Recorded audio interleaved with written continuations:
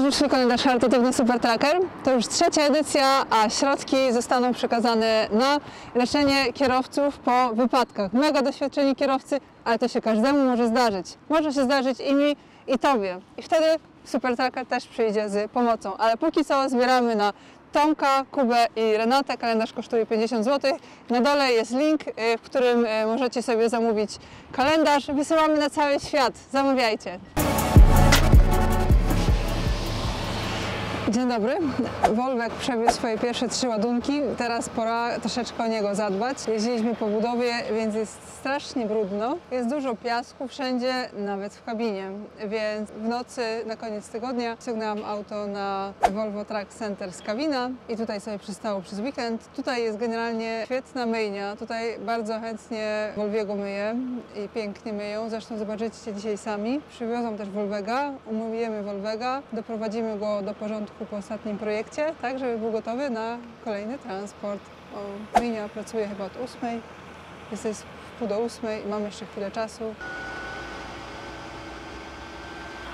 Jak stał, to nie był taki brudny. Czekamy na myjnię, ale w międzyczasie idę składać łańcuchy. Łańcuchy mają to do siebie, a szczególnie napinacze, że są z metalu, a jak są z metalu, to mogą rdzewieć. A że są nowe, to mi ich szkoda. Zresztą to nie chodzi nawet...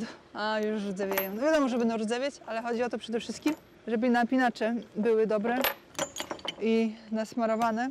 Więc raz, że pościągam sobie wszystkie napinacze. Nie wiem, kiedy będę mieć jakieś kolejne zlecenie. Jakbyście chcieli mi przypadkiem dać zlecenie na Volvega, to zapraszam. 80 ton. Takie ładunki przyjmuję jak coś. Lżejsze też, ale po cenie 80 ton. Dobry? To też umyjecie?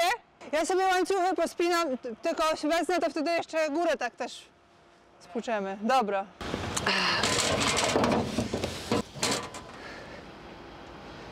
Metal Protection, to będzie to. No dobra, mam tu taki spray, jeszcze od Goldhofer. Więc porozpinam, poskręcam.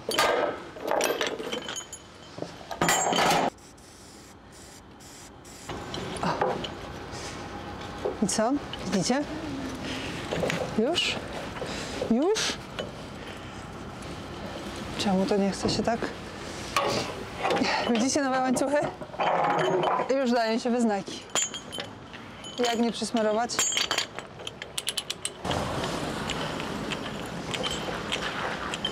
No i dobrze, i do samego do tego końca dokręcony.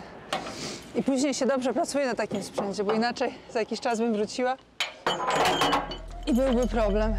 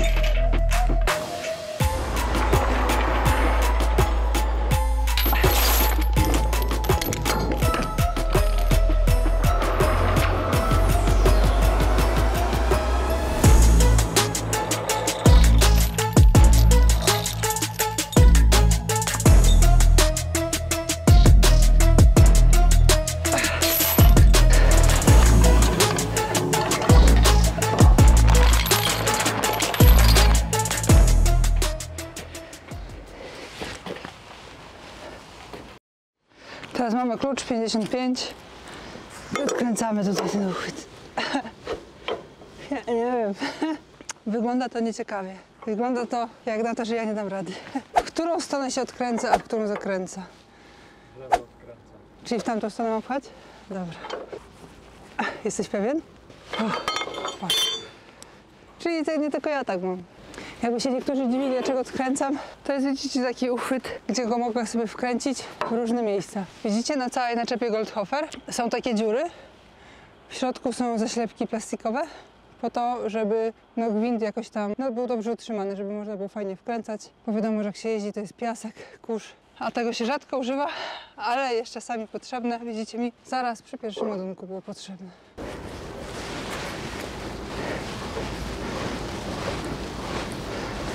Dobra, jedna wykręcona.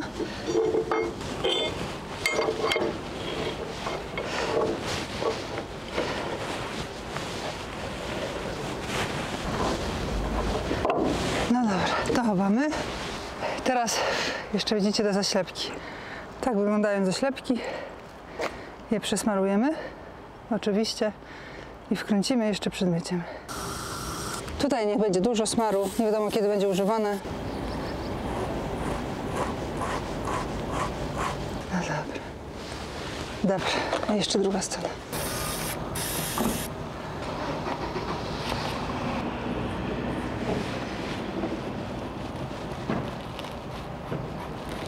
Dobra, teraz możemy jechać na myjnię. Myjnie to jest dobry pomysł. Jedziemy.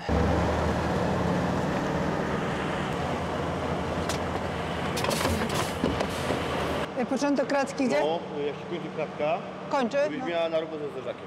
To do tego zobaczyć. Dobra, Bo i tak się nam cały pewnie nie zamknie, to tylko przymkniemy z tyłu na tył. dobra.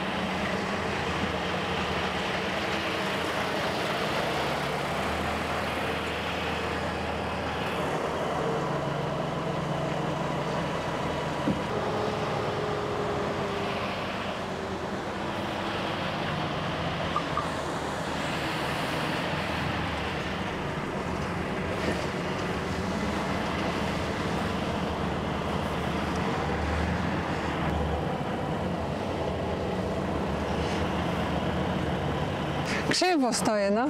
No i słuchajcie, Volvi miał tyle razy opony smarowane, no i Volvek, ona nie jest gorszy, on nie jest od macochy, o Volveka też tak muszę dbać. Kółka w naczepie małe, w Volvegu wielkie. Z tych dwóch ciężarówek to w Volvegu, szczególnie w naczepie, tamte opony to będą pracować mega ciężko. Zresztą sami już zobaczycie efekty pierwszego projektu, więc o te opony trzeba szczególnie dbać, trzeba je konserwować, żeby były długo żywe. Prawda jest taka, że jak najadę gdzieś na jakieś blachy na wjeździe na budowę, to i tak po prostu nawet nowa opona będzie przecięta, ale Volvogowi się należy to jak psu Buda. Volvi miał przez ponad rok smarowane, Volvogowi smarujemy. Trochę więcej tych kół jest. To jest takie specjalne czernidło do gumy i do plastików.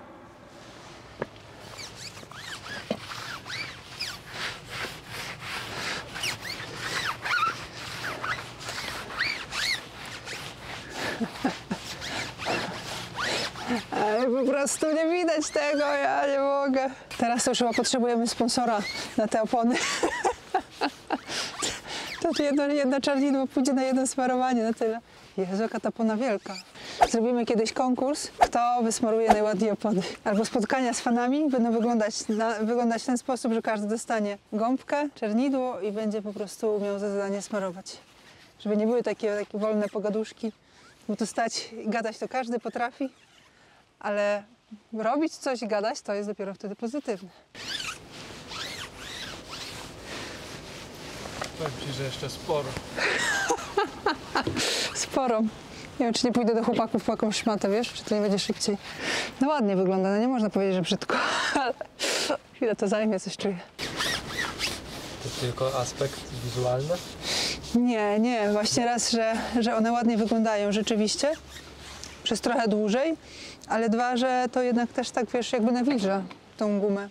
Więc ta guma tak w perspektywie swojej żywotności, ciężko porównywać gumę do skóry, ale wydaje mi się, że jednak guma, wiadomo, że to są opony wielosezonowe, więc wystawiana na różne jakieś takie warunki atmosferyczne, to mi się zdaje, że ona jednak taka zadbana, to nawet jak czasami się gdzieś przy krawężniku tak gumę obetrze, tak strasznie chamsko wygląda, mi to strasznie od razu denerwuje. To też tak trochę świadczy o kierowcy, jak jeździ i ma gumy tak poprzycierane strasznie. To się oczywiście zdarza, mi się też to zdarza, ale czasami jak idę przez parking, to widzę takie mocno poprzycierane opony, sobie myślę, o, u mnie by on nie jeździł. Ale mi się też zdarza. Czasami jest tak po prostu, że się zdarzy, bo jest ciasno. Ja też nie jestem święta. Też mi się zdarzy w bramę nie zmieścić i pędekę poskrobać. No ale trzeba uważać, zawsze trzeba uważać.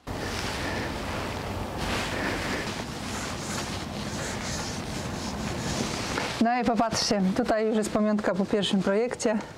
Felga jest trochę przyryzana. To i co tu jest smart? Dobra, felga jest troszeczkę przyryzana przy krawężniku. No i ona też już troszeczkę ucierpiała. No i tak to jest na gabarytach. Tak to jest. No tutaj te opony na pewno tyle nie wytrzymają, co na Volvim opon. Nie ma szans. Wystarczy, że gdzieś tam się stoi na parkingu, stoi jakiś gabaryt, zobaczyć te opony, jak one dużo każdej trasy dosłownie cierpią. Na autostradzie oczywiście to nie jest żaden problem jechać. Gdzie się wozi takie wielkie elementy? Oczywiście na budowy. Czasami są wjazdy fajnie przygotowane, czasami są płyty metalowe, które są czasami ładnie skręcone, czasami na zakładkę. I wtedy się ciekawe rzeczy dzieją, jak się płyty rozjeżdżają pod kołami. Tam było tak głęboko. Trzeba będzie ciśnienie posprawdzać w oponach. Jak widać, że głęboko zaryzane. Kurczę, to co, teraz druga strona. Zimno jest, ale dobrze. No dobrze, opony nam rozsmarowane, auto piękne, wymyte. Jest jeszcze jedna rzecz, którą chcę sprawdzić, mianowicie jak wygląda poziom smaru w smarowaniu centralnym. Ta naszepa ma 3 zbiorniki, nie pamiętam gdzie są. Poszukamy, zobaczymy, czy trzeba dobić, czy nie. Ja mam ze sobą smar, więc obstawiam, że ubyło jakąś 1/4, to byśmy wtedy nie uzupełniali. Jeżeli połowa, uzupełnimy. Chodźcie szukać. Będzie takie specyficzna naklejka. Mi się zdaje, że tam będzie przy siodle z jednej strony, a z drugiej strony tu mi się zdaje, że było przy... Tutaj nie ma. Jestem pewna, że 2 były przy rozciągu. Nie wiem, czy się udaje sprawdzić w ogóle bez rozciągu. Gdzie jest? Tutaj. Tak, tutaj jest widać. To jest oznaczenie tego zbiorników smarowania centralnego. Oczywiście smarowanie centralne działa tylko jak są światła włączone. Nie ma świateł, to nie ma smarowania centralnego. I co? Tu jest to w ogóle oznaczone. Nie jesteśmy to w stanie zobaczyć. Level. Takie. Te zbiorniki są, że ich w ogóle nie widać. Gdzie ono jest? Gdzie jest ten poziom? Ach, tutaj jest. To jak ja mam tu zobaczyć? O, jak sobie zrobię linię. Obetrę i zobaczymy.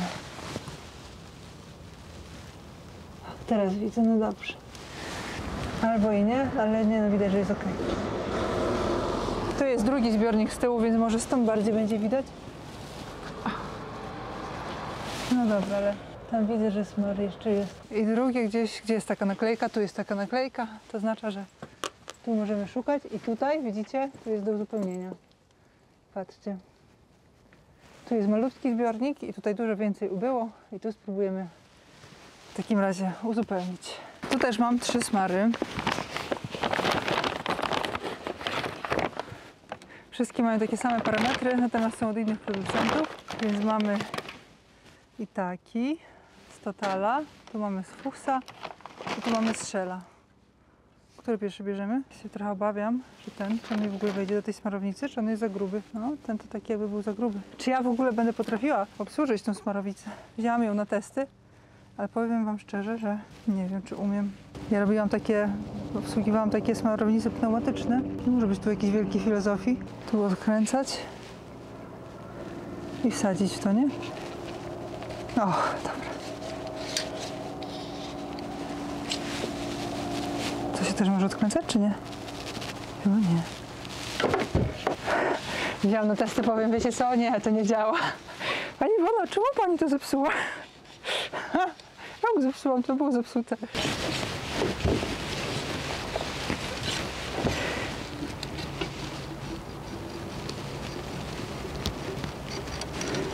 Co to ciągle?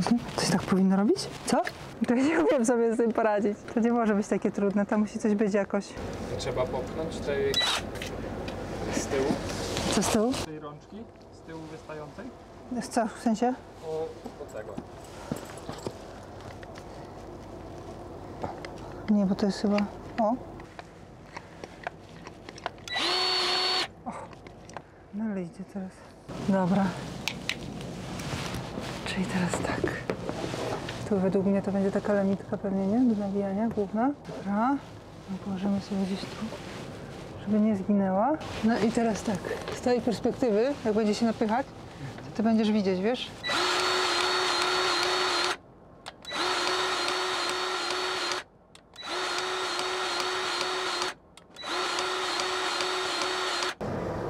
Ono się obróciło, no. Czyli okej. No i dobrze. Nabite smarowanie centralne po raz pierwszy. Dobra. Dało się. Uchyliło się futerko. Nie ma jak to smar futerko. Ja tak mówiłam, że to jest niemożliwe, żebym ja się stała smarem. Jak ja się roboczo nie ubrałam, bo stwierdziłam, to nie będzie nic wielkiego, to jest niemożliwe, żebym ja później nie wychodziła usmarowana smarem. Ale się okazało, że jednak się udało. Powiem wam, że jedna tubka, było połowę. Jedna tubka, widzicie, że jeszcze by weszło według mnie prawie cała jedna. Już nie będziemy nabijać, bo nie chcę, żeby nam trochę zostawało. Mamy porobione, smarowanie nabite. Tam to mnie zastanawia, że tam tak mało poszło. Się zdaje, że to powinno pójść więcej.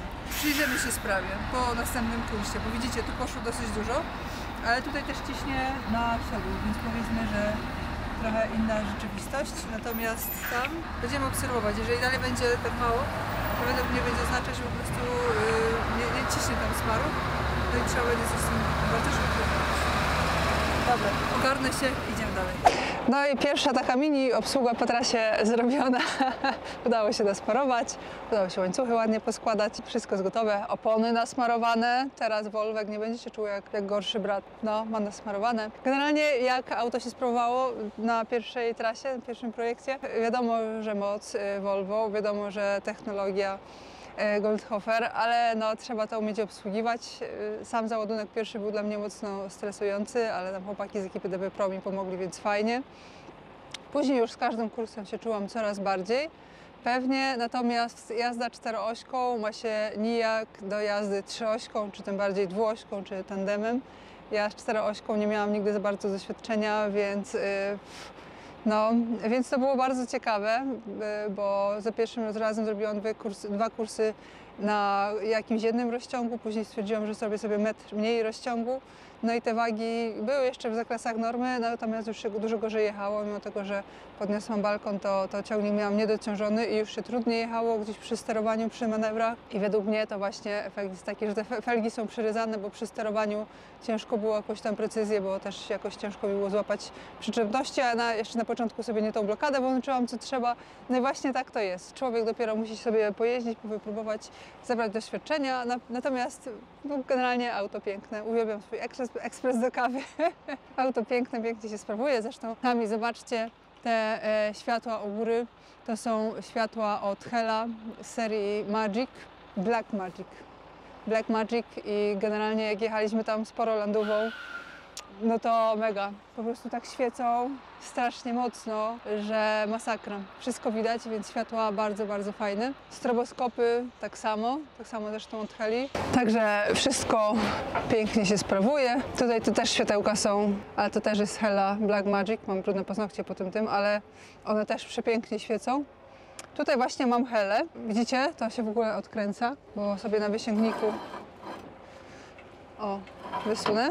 Kabel jest sprężynowy, więc też nie wiadomo ile nie wysunę, bo przecież tutaj odległość jest duża, ale czasami są jakieś ograniczenia szerokościowe, więc nie ma co szaleć, ale to w każdym razie też pięknie światło świeci. I widzę, że jak stoję na parkingu, to wszyscy chodzą i zaglądają, bo to jest światełko bardzo ładne. U góry też są stroboskopy, bo jak widzicie, koguty są zamontowane w Volvie raczej z przodu, co oznacza, że jak się wyjeżdża na autostradę i się wyłamuje, to z tyłu owszem na naczepie jest kogut, ale wciąż jak się wyłamuje, to pierwszy jednak wjeżdża ciągnik, no więc dlatego też sobie dałam tam stroboskopy na moje życzenie na tył, ze względów bezpieczeństwa, żeby być dobrze widoczną na drodze. Rozciąg pięknie działa, aczkolwiek też sobie urwałam węża zaraz przy pierwszym rozciąganiu.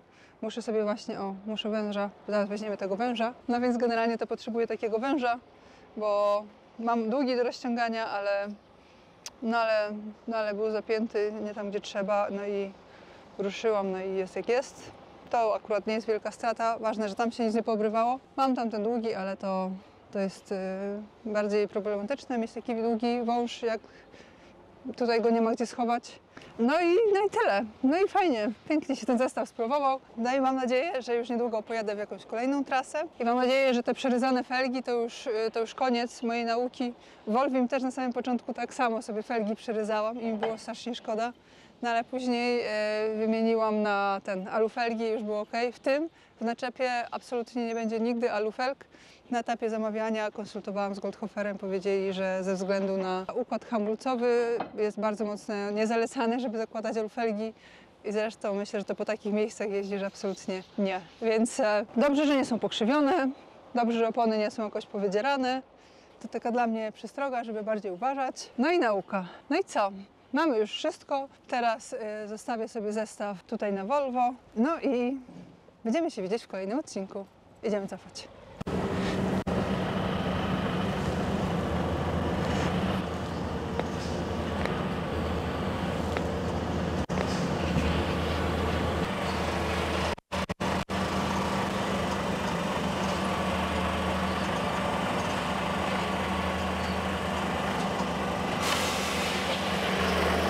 Dobrze, zestaw sobie teraz może odpoczywać do kolejnej misji. Dwa światełka się świecą, oznacza, że pięknie się stoją już prosto w stosunku do konia, ale tutaj mamy wysokie ciśnienie, więc trzeba zrobić tak, że się zbije. Naciskamy tutaj.